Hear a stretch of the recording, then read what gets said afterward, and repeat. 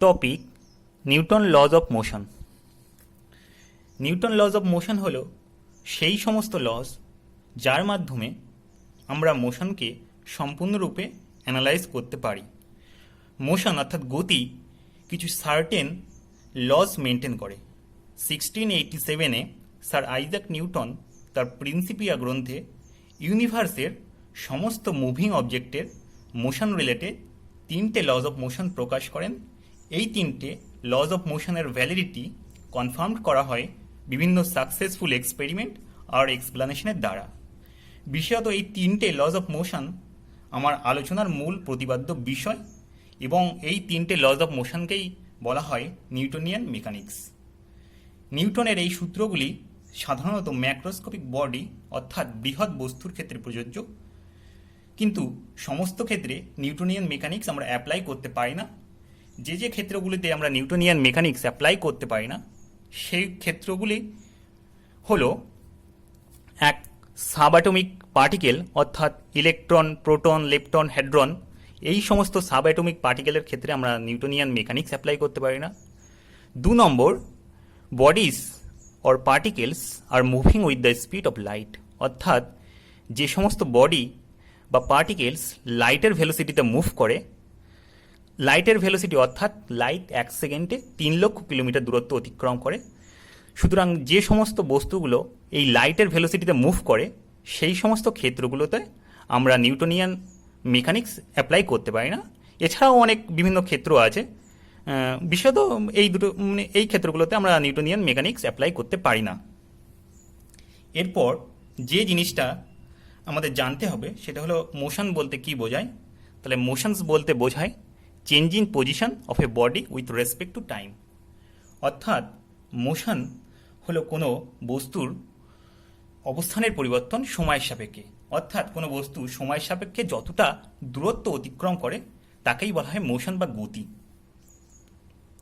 যদি কোনো বস্তু রেস্টে থাকে তাহলে বস্তুটির পজিশনের চেঞ্জ কোনো ফোর্স ছাড়া পসিবল নয়। যতক্ষণ পর্যন্ত কেউ বস্তুটির উপর কোনো ফোর্স অ্যাপ্লাই না করে ততক্ষণ পর্যন্ত বস্তুটি রেস্টে থাকে, অর্থাৎ বস্তুটির পজিশন অর্থাৎ অবস্থানের পরিবর্তনের জন্য ফোর্সের প্রয়োজন। এখানে এই যে প্লেনটা আছে, প্লেনটাতে এই যে বডিটা আছে, বডিটা রেস্টে আছে, বাইরে থেকে কোনো ফোর্স অ্যাপ্লাই করা হয়নি, সুতরাং এই বডিটা চিরকালই রেস্টে থাকবে।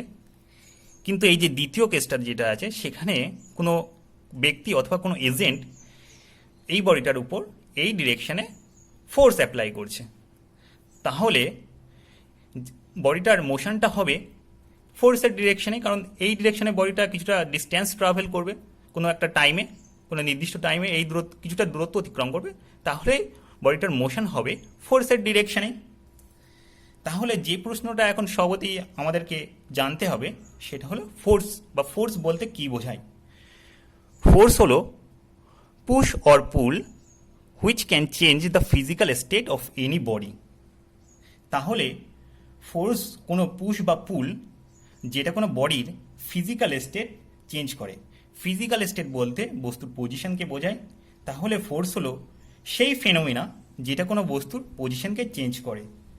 আর যদি কোনো বস্তুর পজিশন কন্টিনিউয়াসলি চেঞ্জ করে তাহলে বলা হয় যে বস্তুটি কিছু ভেলোসিটি গেইন করেছে অর্থাৎ অর্জন করেছে। সুতরাং ফোর্স আর ভেলোসিটি হলো ইন্টার রিলেটেড। এক্ষেত্রে বস্তুকে হচ্ছে কোনো ব্যক্তি বা এজেন্ট ফোর্স দিচ্ছে, এটা হচ্ছে পুশ, আর এইখানে কোনো এজেন্ট বা কোনো ব্যক্তি এটাকে টানছে, এই যে বডিটাকে টানছে, তাহলে এটা হচ্ছে পুল, তাহলে এটাই হচ্ছে ফোর্স। এরপর আসি, ফোর্স কোনো বডিতে যে যে এফেক্ট সৃষ্টি করে সেগুলি হলো, অর্থাৎ ফোর্সের জন্য কোনো বডিতে যে যে প্রতিক্রিয়া সৃষ্টি হয় সেগুলো হলো move a stationary body, change the state of rest or motions, stop a moving body, change the speed of a body. চেঞ্জের অর্থ হলো কোনো বডির স্পিডটাকে বাড়ানো, বৃদ্ধি করা অথবা হ্রাস করা, ইনক্রিজ অথবা ডিক্রিজ করা। Change the shape and size of the body, কোনো বডির সাইজ আর শেপ চেঞ্জ করতে ফোর্স দিতে হয় আমাদেরকে। আর সব থেকে ইম্পর্টেন্ট যেটা হলো সেটা হলো change the direction of motion of a body. তাহলে কোনো বডির যে মোশনের যে ডিরেকশনটা ছিল সেটাকে সেটাকে চেঞ্জ করার জন্য আমরা ফোর্স অ্যাপ্লাই করে থাকি। তাহলে এই এফেক্টগুলো হয় যখন কোনো বডিতে ফোর্স অ্যাপ্লাই হয়। এগুলি হলো বেসিক কনসেপ্ট। এরপরে আমার যে মেইন টপিক নিউটনসের 3টে লস অফ মোশন, সেগুলোতে আসি। নিউটনসের ফার্স্ট ল অফ মোশন কি বলে?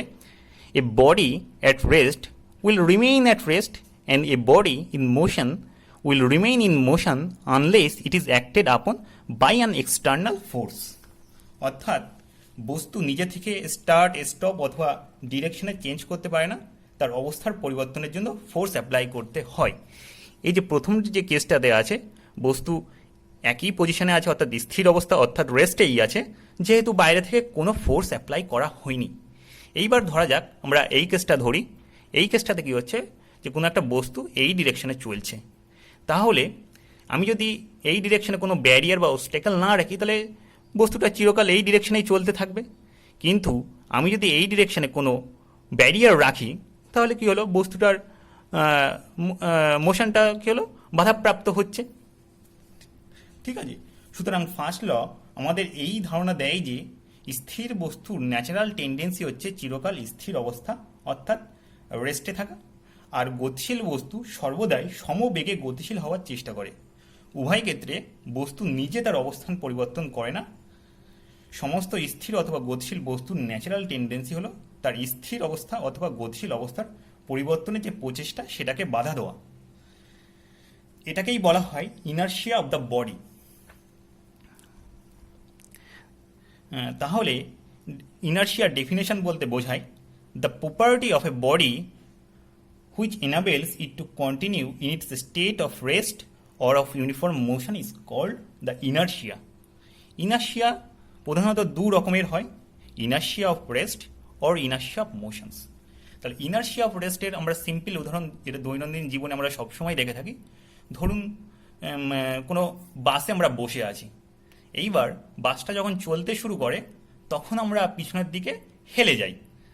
কারণ হিসেবে বলা যায়, যখন বাসটা রেস্টে ছিল বা স্থির অবস্থায় ছিল, তখন বাসের যে প্লেন, সেই প্লেন আমাদের দেহের পাটা হচ্ছে ওই প্লেনের সঙ্গে ছিল এবং সেটা হচ্ছে রেস্টেই ছিল। এইবার বাসটা যখন চলতে থাকে তখন তলার অংশটা মানে দেহের পায়ের অংশটুকুনি চলতে শুরু করে বাসের সাথে সাথে, কিন্তু দেহের যে উপরের অংশটা সেটা তার কি করে, যে স্থির অবস্থা বজায় রাখার চেষ্টা করে। যার জন্য কি হয়, যে বাসটা যখনই চলতে থাকে ও তো ওর অবস্থা মেনটেন করার চেষ্টা করে, সুতরাং ও কী করে, পিছন দিকে হেলে যায়। ঠিক একই উদাহরণ ইনার্শিয়া অফ মোশনের ক্ষেত্রে বলা যায়। যখন কোনো বাস ব্রেক কষে তখন কি হয়, সেক্ষেত্রে হয় কি, বাসটা যখন রেস্টে চলে আসলো বাসের প্লেনটা, তাহলে আমাদের পাটাও হচ্ছে বাসের প্লেনের সাথে ছিল, অ্যাডজাস্ট ছিল, যার জন্য কি হয়, ওটা রেস্টে চলে আসে, কিন্তু দেহের উপরের অংশটা ওটা কি করে, মোশনটা কন্টিনিউ করার চেষ্টা করে, যার জন্য কি হয়, আমরা সামনের দিকে ঝুঁকে পড়ি। এটাই হচ্ছে আমাদের দৈনন্দিন জীবনের একটা অতি চেনা পরিচিত ইনার্শিয়া অফ মোশনস। তাহলে এরপর আমি যে জিনিসটাতে যাব সেটা হলো মোমেন্টাম। তাহলে মোমেন্টাম বলতে কি বোঝায়? Momentum of a body is equals to the product of the mass and its velocity. তাহলে মোমেন্টাম পি, এটাকে এইভাবে লেখা হয় এম ইন্টু ভি। তাহলে Newton described momentum as quantity of motions. Newton মোমেন্টামকে কীভাবে ডিসক্রাইব করেছে না, কোয়ান্টিটি অফ মোশনের মাধ্যমে। তাহলে এবার আমরা চলে আসি আমাদের বেসিক কনসেপ্ট অফ মোমেন্টামে। যে প্রথমেই ধরি যে এখানে হচ্ছে দুখানা আইডেন্টিক্যাল ট্রাক আছে, ঠিক আছে। প্রথম যে ট্র্যাকটা, এই ট্র্যাকটা হচ্ছে লোডেড, আর এটা হচ্ছে এমটি মানে ফাঁকা। এবং আরও ধরে নিলাম যে এই ট্রাক দুটোই সেম ভেলোসিটিতে এই ডিরেকশনে হচ্ছে মুভ করছে। তাহলে এক্ষেত্রে momentum of the loaded truck অবশ্যই অনেক বেশি হবে, যে এই যে এমটি যে ট্রাকটা আছে তার থেকে অনেক বেশি হবে। কারণ যেহেতু এক্ষেত্রে ভেলোসিটি সেম, সেহেতু মাস যার বেশি তার মোমেন্টামও স্বভাবতই বেশি হবে। সেক্ষেত্রে লোডেড ট্রাকের মাসটা এমটি ট্রাকের থেকে অনেক বেশি, তাহলে সেহেতু মোমেন্টামটা লোডেড ট্রাকের বেশি হবে। সুতরাং একই এক্ষেত্রে একই টাইম ইন্টারভালে যদি ট্রাককে থামাতে হয় তাহলে লোডেড ট্রাকে বেশি ফোর্স দিতে হবে। তাহলে এই ক্ষেত্রে আমি যদি এই লোডেড ট্রাকটাকে থামাতে চাই তাহলে যে আমার এখানে এক্ষেত্রে বেশি বল প্রয়োগ করতে হবে।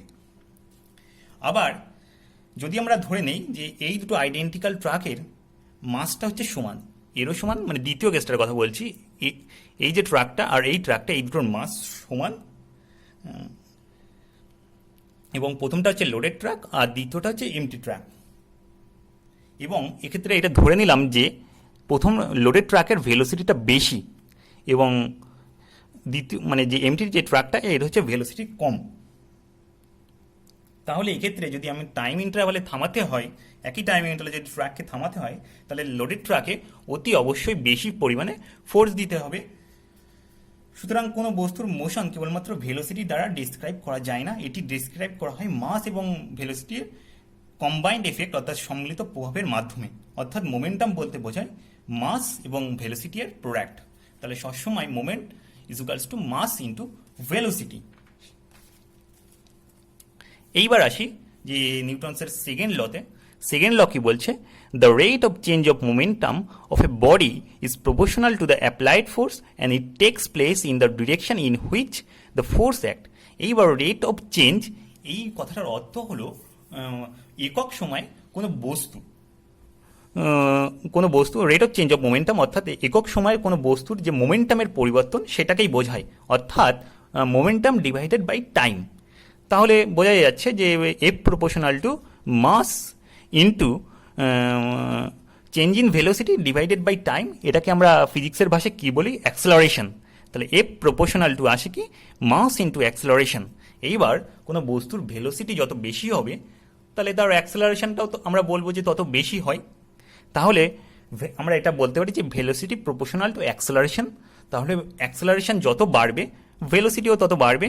এইবার এক্ষেত্রে যদি কোনো বস্তুকে কোনো ব্যক্তি বা কোনো এজেন্ট এই ডিরেকশনে কোনো ফোর্স দেয় তাহলে এই ফোর্সের ভ্যালুটা যত বাড়বে অ্যাক্সেলারেশনও তত বাড়বে এবং সেক্ষেত্রে ভেলোসিটিও তত বাড়বে। তাহলে এই দিকে যদি ফোর্সের ডিরেকশনটা হয় তাহলে বস্তুটা মুভ করবে এই দিকে, তার মানে কি বস্তুর ভেলোসিটির ডিরেকশন ফোর্সের ডিরেকশনেই হবে, এই ডিরেকশনেই হবে।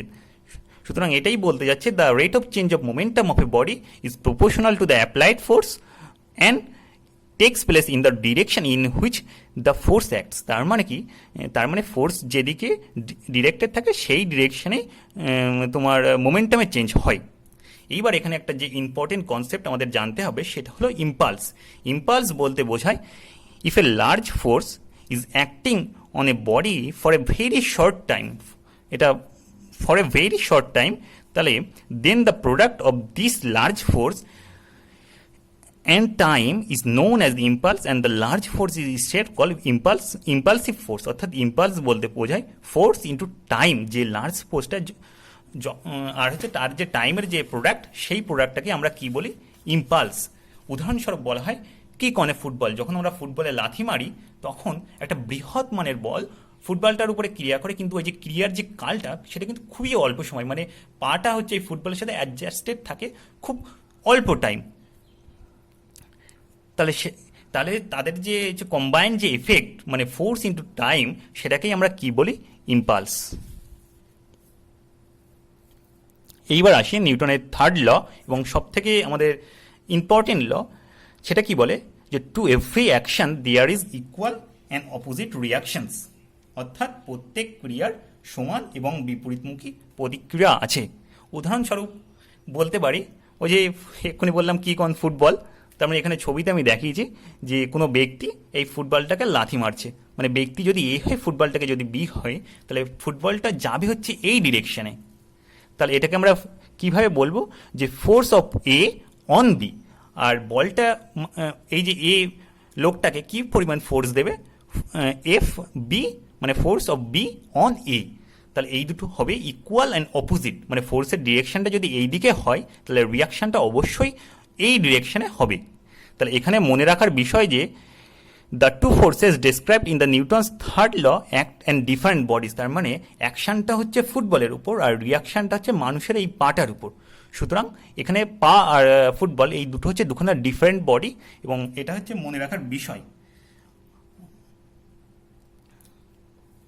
আর এখানে কখনো কখনো আমরা এই অ্যাকশন ও রিয়াকশনটাকে কি বলতে পারি, অ্যাকশন রিয়াকশন পেয়ারও বলে থাকি।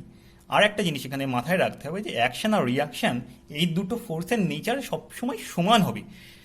নাহলে নেচারের কথার অর্থ, যদি অ্যাকশনটা গ্র্যাভিটেশনাল ফোর্স কথার কথা যদি আমি ধরে নেই যে গ্র্যাভিটেশনাল ফোর্সের জন্য ঘটে, তবে রিয়াকশনটাও ঘটবে গ্র্যাভিটেশনাল ফোর্সের জন্য। এটাই হচ্ছে নিউটনের থার্ড ল। এইবার যেটা আসি, এইবার যে আমাদের যে বিষয় সেটা হচ্ছে laws of conservation of momentum. তাহলে laws of conservation of momentum কি বলে, যে if no external force acts upon a system of two or more bodies then the total momentum of the system is constant. আমি ধরে নিলাম যে বাইরে থেকে কোনো বল এখানে অ্যাপ্লাই করা হয়নি, এই দুখানা বল M1 মাসের একটা বল আর M2 মাসের বল, এই দুটো হচ্ছে ধরে নিলাম যে কোনো এই ডিরেকশনে চলছে, এই ডিরেকশনে যাচ্ছে, এবং M1 মাসের ভেলোসিটি হচ্ছে U1 আর M2 মাসের ভেলোসিটি হচ্ছে U2। এটা হচ্ছে বিফোর কলিশন, মানে কলিশন হওয়ার আগের মুহূর্তে।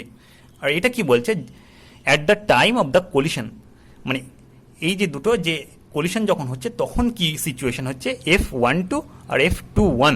তার মানে কি F12 এর কথার অর্থ এখানে খানিকক্ষণ আগেই দেখলাম যে force of 1 on force on 2, তার মানে এর দ্বারা এর উপরে যে বল, আর F21 মানে F2 এর দ্বারা, মানে মাস 2 এর দ্বারা মাস M1 এর যে বল সেটা হচ্ছে F21, এবং এর থার্ড ল অনুযায়ী এটা ইকুয়াল অ্যান্ড অপোজিট হবে, মানে F12 is equals two minus F21।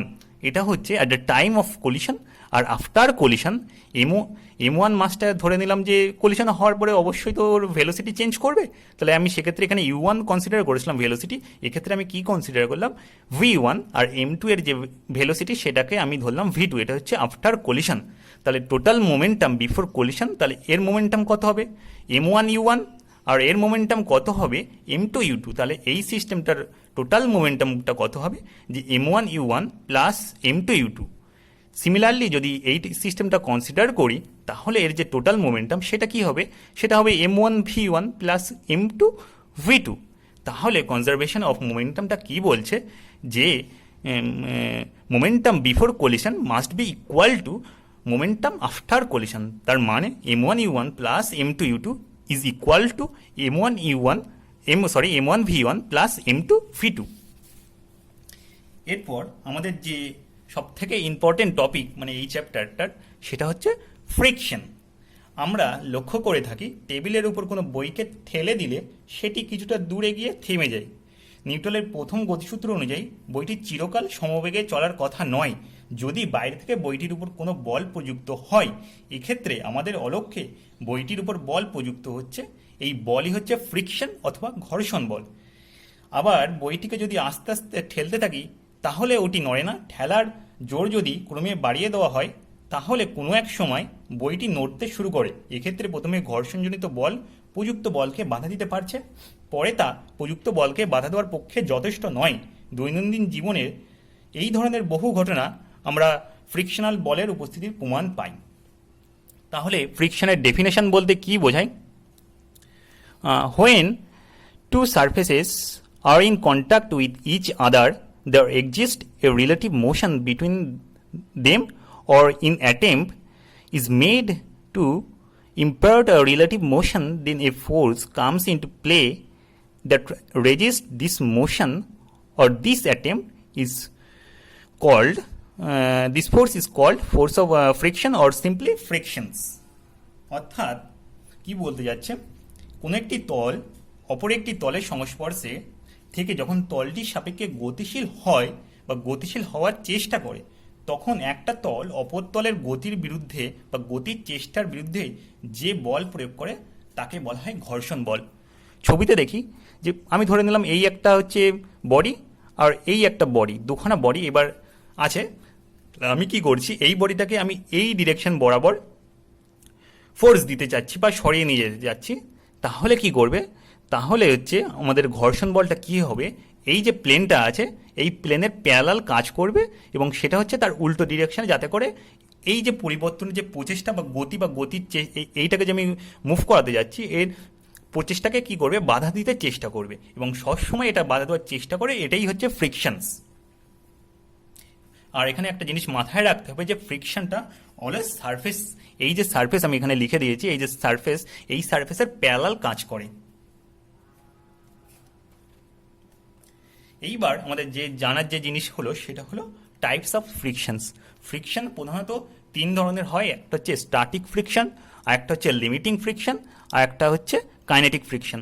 তাহলে আমি প্রথমেই যে জিনিসটাতে আসবো সেটা হচ্ছে স্ট্যাটিক ফ্রিকশনস। স্ট্যাটিক ফ্রিকশন কাকে বলে?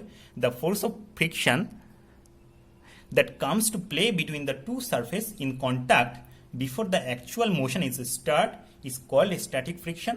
Static friction is a self-adjusting force which increase as the applied force is increased. অর্থাৎ কোনো তল একটি তলের সংস্পর্শে থেকে তলটির সাপেক্ষে গতিশীল হওয়ার চেষ্টা করেও গতিশীল হতে পারে না, তখন এক তল আরেক তলের গতির বিরুদ্ধে বাধা দেওয়ার গতির চেষ্টার বিরুদ্ধে যে বল প্রয়োগ করে তাকে বলা হয় স্ট্যাটিক ফ্রিকশনস।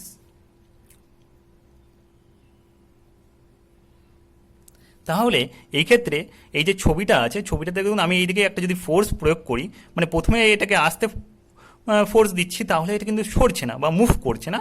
তাহলে আমার ফোর্সের ডিরেকশনটা এই দিকে, যেটা আমি দেখিয়েছি যে ম্যাগনিচিউডটা একটু কম। এখানে ম্যাগনিচিউডটা এই যে ফ্রিকশনাল যে force capital A frictional force, এটার ম্যাগনিচিউডটা অনেকটাই বেশি। তাহলে কি হবে যে যেহেতু ফ্রিকশনাল ফোর্স বেশি সেহেতু এই বডিটা সরবে না, ও কি এখানেই থাকবে। অর্থাৎ এখানে কি হচ্ছে যে ফ্রিকশনাল ফোর্স যেটা static frictional force F capital F greater than কি হচ্ছে যে আমি অ্যাপ্লাইড ফোর্স এই ডিরেকশনে যে বলটা প্রয়োগ করেছি তার থেকে বেশি হচ্ছে। তাহলে স্ট্যাটিক ফ্রিকশনের ক্ষেত্রে প্রযুক্ত বল বাড়ার সঙ্গে সঙ্গে কি হয় যে ঘর্ষণ বল নিজে থেকে এমনভাবে বেড়ে যায়, ফলে নেট ফোর্সের মান অর্থাৎ লব্ধি বলের মান 0 হয়। ফলে ব্লকটি এইখানে যে ব্লকটা আছে এই ব্লকটা গতিশীল হয় না, এবং বস্তুটি গতিশীল হওয়ার আগে পর্যন্ত প্রযুক্ত বলকে প্রতিমিত করার জন্য যতটা ফ্রিকশনাল ফোর্স অর্থাৎ ঘর্ষণ বলের প্রয়োজন হয় ঠিক ততটাই ঘর্ষণ বল এক্ষেত্রে ক্রিয়া করে।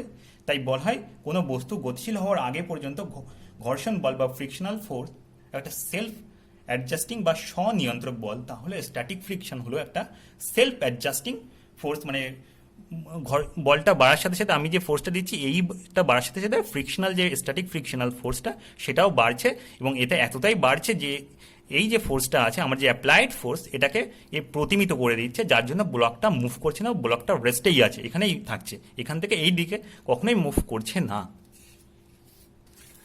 নেক্সট যে আমাদের ঘর্ষণের যে টাইপটা সেটা হলো লিমিটিং ফ্রিকশন। লিমিটিং ফ্রিকশন কাকে বলে?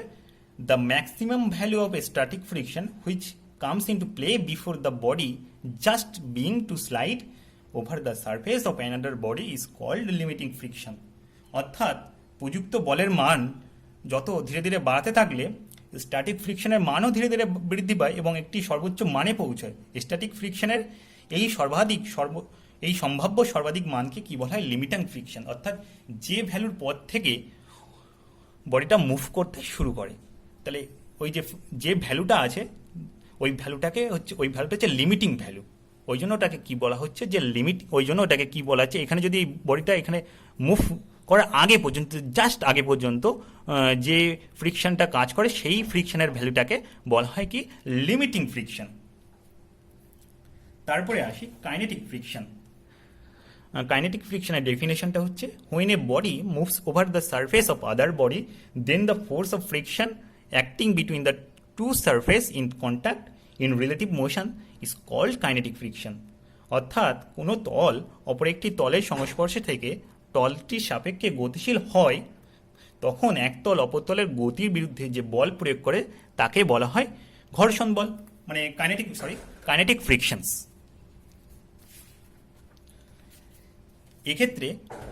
এক্ষেত্রে কি হচ্ছে দেখুন, এক্ষেত্রে হচ্ছে কি এই যে আমার যে বলটা আছে সেই বলের ম্যাগনিটিউডটা এতটাই বেশি যেটা কি করছে এই যে ফ্রিকশনাল ফোর্স এটাকে ডোমিনেট করে দিচ্ছে, যার জন্য কি হচ্ছে বডিটা এই দিকে মুভ করতে শুরু করছে।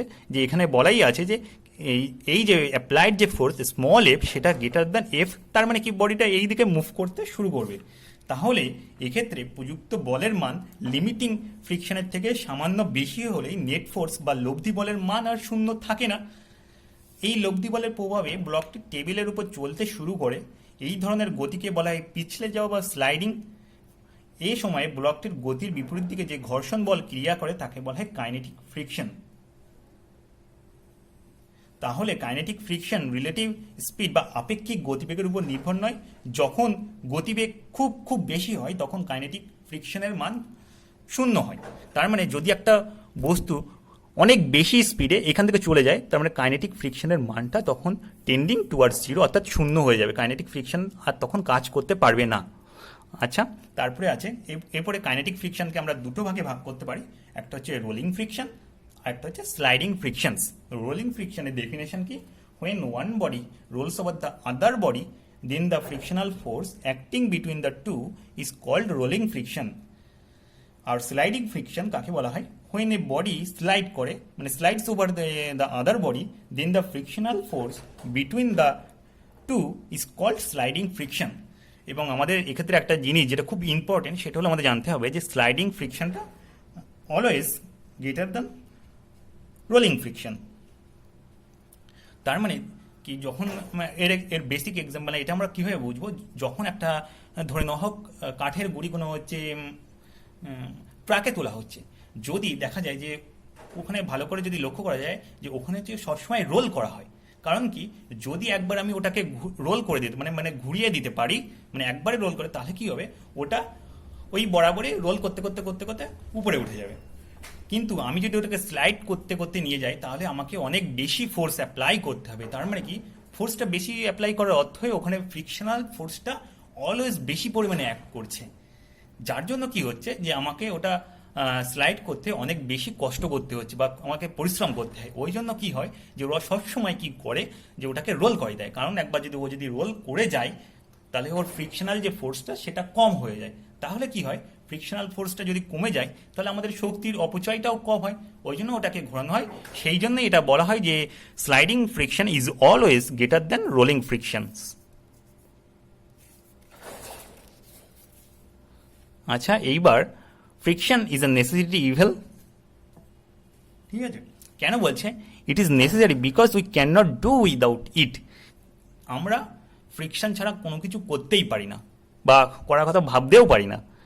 And at the same time it is evils because it involves unnecessary wastage of energy. হ্যাঁ, এক্ষেত্রে কি হচ্ছে, যখন আমি এই কাঠের গুঁড়ির কথা বললাম, এক্ষেত্রে কি হচ্ছে, আমাকে কষ্ট করতে হচ্ছে ঘোরাতে গিয়ে বা স্লাইড করাতে গিয়ে।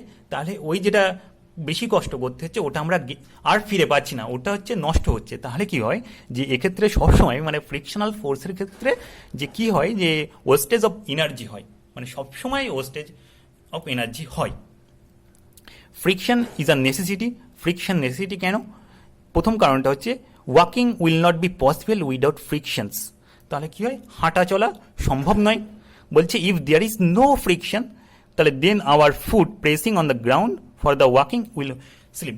ওই জন্য তো যখন বরফের উপর মানে হাঁটা হয়, তখন কি বরফের উপর তো ফ্রিকশনাল ফোর্স কম, যার জন্য আমরা বরফের উপর হাঁটার জন্য যখনই প্রেশার দেই, আমাদের পাটা পিছলে যায়, আমরা হাঁটতে পারি না। সুতরাং যে ক্ষেত্রে ফ্রিকশনাল ফোর্স খুব বেশি হবে সেক্ষেত্রেও হাঁটতে পারবো না, যে ক্ষেত্রে ফ্রিকশনাল ফোর্স খুব কম হবে মানে যেরকম বরফের ক্ষেত্রে, সেক্ষেত্রেও আমরা করতে পারবো না। ওই জন্য দেখবেন যখন আমরা পাহাড়ে উঠতে যাই, সেক্ষেত্রে পাহাড়ের ক্ষেত্রে অনেকটাই স্টিপ হয়, যার জন্য কি হয় যে ফ্রিকশনাল ফোর্সটা ওখানে বেশি অ্যাক্ট করে এবং আমরা ওখানে হাঁটতে পারি না। no two bodies will stick each other if there is no frictions. যদি ফ্রিকশন না থাকে তাহলে দুখানা বডি একটা আরেকটার সাথে স্টিক করবে না।